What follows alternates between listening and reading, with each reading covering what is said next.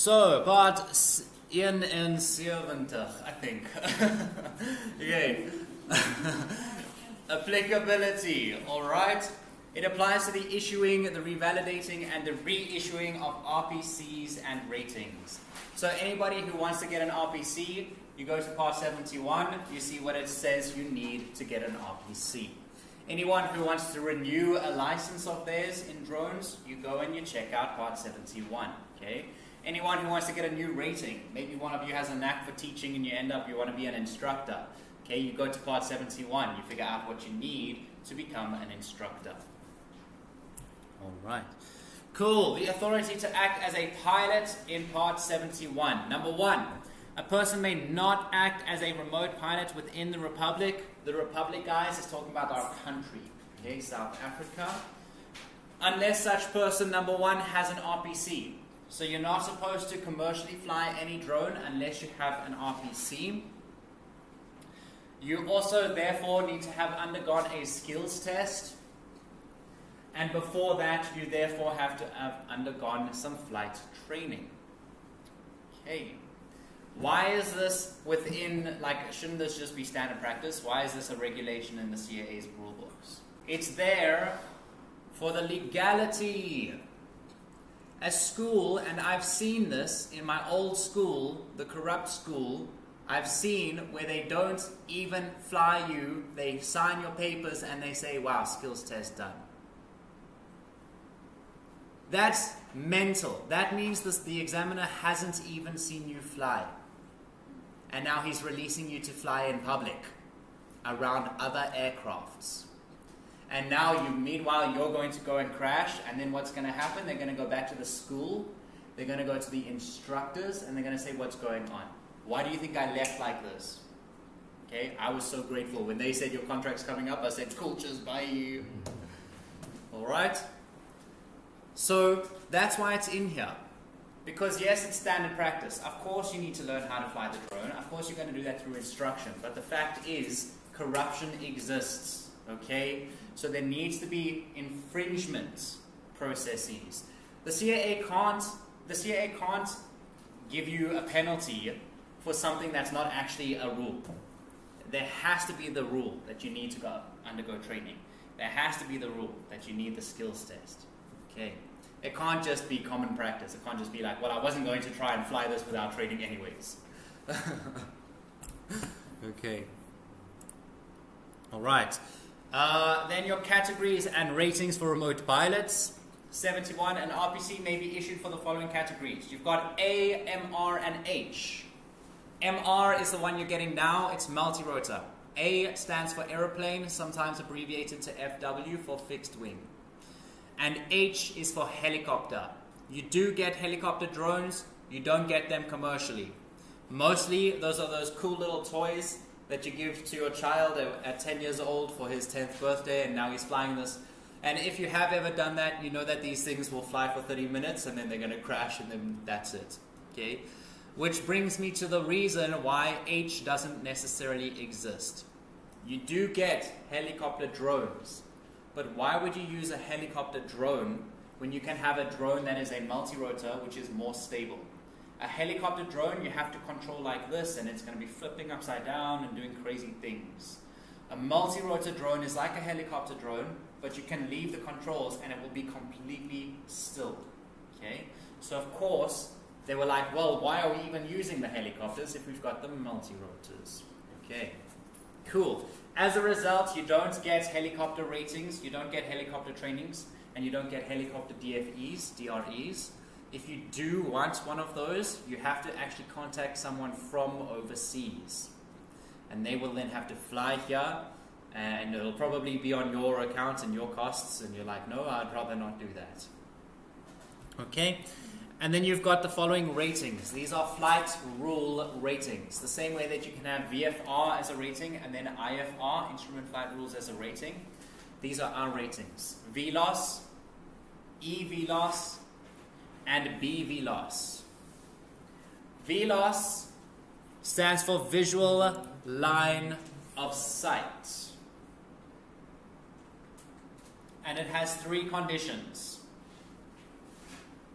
Okay, so VLOS is visual line of sight. And if you are a VLOS drone pilot, then number one, you can only go up to 400 feet above ground level.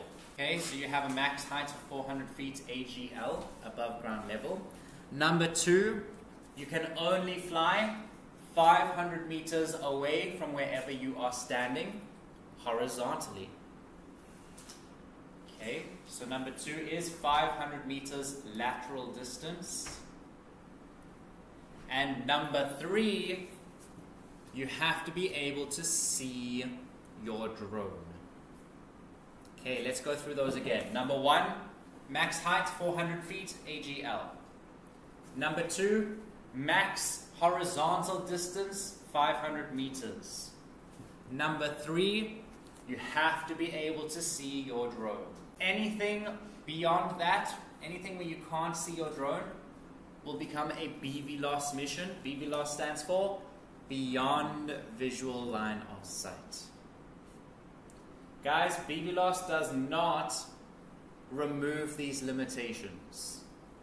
BVLOS gives you the option to ask to remove these limitations. Okay? You're not going to get a BVLOS license and now I can fly a drone in Durban. Okay, let me hook up my laptop and have someone set it up and then I'm going to fly it. No ways. Okay? What it gives you permission to do is to approach the CAA and say, hey CAA, for this mission we want to go above 400 feet and we want to go to 6 kilometers. Will you let us do that? If you have VLOS, the CAA is not even going to listen to you. If you have BVLOS, the CAA is going to say, cool, show us a demo flight. You then show them, a demo flight is where you demonstrate the purpose and the mission and how it's going to work out. If they're happy with the demo flight that they've seen, stamp, you've got your approval, and you can now fly that as part of your operations. And then in EVLOS, guys, the reason I skipped it altogether is because nobody has it, nobody trains it, nobody uses it anymore. Everybody just goes straight to BVLOS. EVLOS stands for Extended Visual Line of Sight, and all you're doing is you're taking your observer, which is essentially your co-pilot, and you're putting them at your 500 meter mark so that you can then fly another 500 meters.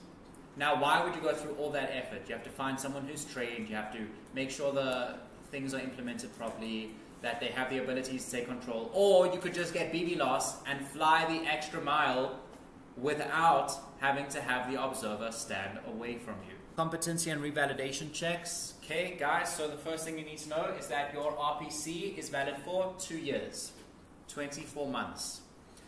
3 months before your RPC expiration date, and it will be on your card, it will say expiring, or on your page it will say expiring at. And then 3 months before that expiration date, you want to start renewing your license. Okay? Cool. What happens if you start renewing your license and then you finish within the first week? And now there's 2.5 months left. Does that license get null and void and your new license kicks in, or what happens? Does my question make sense? Yes. Yes? Don't you just continue with your old license? Yeah. Your license will always last 24 months, 2 years. Yeah? Okay, so if you do, in that case, within your that renewal, start from the dates issued or after your previous one lapses? Okay, so your essentially, to answer that question, the renewal will only come into effect once your license is expired. So you'll have, let's say you had 24 months of this license, and let's say you renew at 21 months. So you still have 20 months, 22, 23, and 24. Your old license will still be in effect then, and your new license will only start at that point. So at that point is when it will then so you'll still get a full 24 months. Yeah, we're lucky that our CAA doesn't mess us up like that. And that's also a very special thanks to this new system they've got, which makes sure that happens, where it's just a card, and you don't have to constantly go back and get papers and papers and papers. They just update the system when it's time to update. Is there anything else? Oh yes, 90 days. So we know that your skills test. So after your skills test, you have then 30 days to submit everything to the CAA for them to then process your license. Luckily, on your behalf, we all do the submitting for you. That's why Simply wears an angel, because we can sometimes have like 1,000 students in a month, and it's like, wow, here you go, Simply, have this pile of papers. Okay. And that's pretty much that. We talked about the theory exams. We talked about the 90 days. Okay, you guys remember that? 90 days after finishing your theory exam to finish the rest of the course. Sorry, Judge, if you don't renew in the 24 months and you go after, good question. You need to redo the training.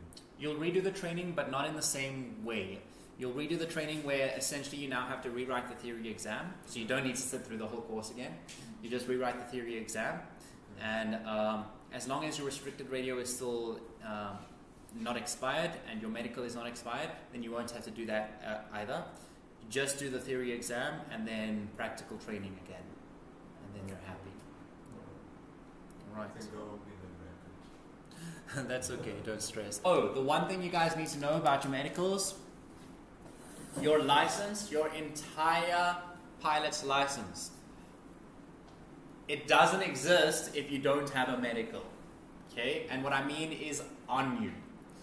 If you have your license on you and you don't have your medical on you, you might as well not have your license on you. Okay? The medical is literally like a vital organ to your license. If the CAA rocks up and they say, show me your license, and you show them the license, they are damn well going to ask to see your medical as well. And if you don't have your medical, they're going to take your license. Righto, language, ELP, language proficiency. Okay guys, this is just a nice little test that you guys do. It's not even a test. Generally, you just go somewhere, you talk to someone who's proficient in English, and they deem you worthy or not so worthy. Okay? They always deem you worthy. I have yet to see someone fail an ELP. Okay? Because you just need to talk English. We can all talk English. Okay? However, depending on how well you can understand other people, and as well as how well you can pronounce your words. Now, I'm not saying if you have a bad accent. Nobody cares about your bad accent. But if you're saying a word and it sounds completely different to the word you're actually saying, and if the person hears that consistently, so you're saying this word and then the person hears this word, and you say this word, they hear this word, they hear this word. Okay, if you say a sentence and 3 of those words sounded like things that they weren't actually saying, that's when the examiner is going to start marking down. Okay? But the thing is, you get from a 4, a 5, and a 6. Your 4, level 4, means that you're going to renew it every year. A 5, I think, was every 2 years. And then your 6 is where it's just indefinite. Okay? It might say here. Oh no, okay, level 4 is retesting every 3 years. Okay, that's my bad. Level 5 is every 6 years. And then level 6 is where you don't need to be retested. Because if you can speak English, you don't need to keep testing and testing and testing. You can speak English. Okay, cool. All right. Level 3 and below is where they won't pass you. But usually that would be for your lack of language. So if you're someone who's just moved here and you're just learning English, they're probably going to give you level 3. You need to actually be able to speak English. Then it'll at least be a level 4. Okay. What brings you down to a level 4? Number 1, it would be if you're struggling to say words properly. Number 2, it would be if you've got a slur. Okay, a lot of slurs in your words. But that's not a deal breaker. The biggest one, number 3, is if you can or cannot understand hard to hear accents. At these tests, sometimes they'll put a radio on and they'll make the radio be of like a Pakistan flight, where the accent is very, very heavy and you're struggling to hear the words and you need to pay attention. If you really can't hear what they're saying in that radio call, even though it's English, unfortunately, because you can't hear what they're saying, even though they're not speaking very fluently, you will get marked down. Okay? But as a result of that, you won't ever get marked down to a 3. You will only ever get a 4. Why not a 3? Because 3 is not competent. 3 means you have to learn more English and retest. If you can speak English, but you just can't hear some accents, then how is that your fault? They can't make you a 3. They will just make you a 4. Okay, cool. And then their advice would be go and watch some Indian YouTube videos or something like that. Obviously, depending on the accent that you were struggling with. Okay, yeah. Cool. All right, and then logging of flight time, guys. Whenever you fly any aircraft that has a call sign, in other words, any registered aircraft, you always need to log it into a logbook. Okay, you as your pilot need to log it into your logbook. A drone will also have its own logbook called a flight folio. So we as the PIC, pilots in command, have a flight logbook, pilot logbook. It looks like this. Okay. But a drone will have its own logbook, and it's not called a logbook, it's called a flight folio. Okay. A flight folio. A logbook is used to track record of work done. So a PIC logbook is used for us to track record of how much we fly an aircraft or multiple aircrafts. A flight folio is there to track the work of a specific aircraft, just one individual aircraft. Why? Because that one aircraft can be used by different pilots on different days. Flight training, so an ATO stands for? Yeah, boy, an aviation training organization. It's fancy term for a school. We are a flight school, okay? And as a flight school, you can train multiple things. We train drones. So we are a drone ATO, a UAS ATO, okay? And you obviously, if you want to attain a license, you need to go through an ATO, okay? The relevant ATO to whichever license. If you want to fly a manned fixed wing, are you going to come to Unsu Drone Academy? No, you're not going to come to Unsu Drone Academy. We are a specific type of ATO. Cool. Theory knowledge exam, we talked about that. You guys will write a theory exam. The pass rate is 75%. It is a multiple choice. And you guys will get all the way up to approximately 8 to 10 times of rewrites. Okay. The biggest thing to know are those the prerequisites. So if you fail below 50% on any attempt, then you wait 2 months. If you fail on the 3rd time or any time after that, then it's also 2 months. But if you fail with below 75% for your 1st or 2nd time, then it's just 7 days, just 1 week. Okay, cool. The reason the CAA did that was not to put pressure on anybody and not to waste time. The reason the CAA did that was to actually save resources. Okay, they would have people coming every week, just rewrite. People would think that they don't need to study because they can just keep rewriting and rewriting until they pass. Meanwhile, you're taking the CAA's time, you're using all the paper. Okay, they were like, no way, so we see what people are doing here. Just make it a little bit harder. Skills test. I think we've talked enough about skills test, really. Okay, remember it was your ground evaluation, then the pre-flight of the aircraft, and then the actual flying, and that's all it was. Okay, privileges and limitations.